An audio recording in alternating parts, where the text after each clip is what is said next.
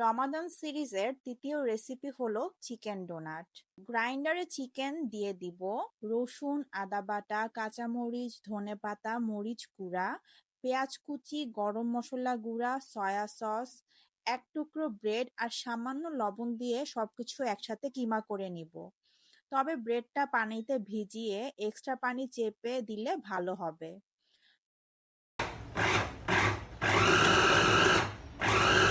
10 minute ফ্রিজে রেস্টে রাখবো। তারপর হাতে কিমা নিয়ে ডোনাট শেপ করে নিব। ডিম আর দুধ একসাথে মিক্স করেছি, ওইটার মধ্যে চুবিয়ে ব্রেড ক্রামে দিয়ে দিব। 2 পিস ভেজে নিচ্ছি।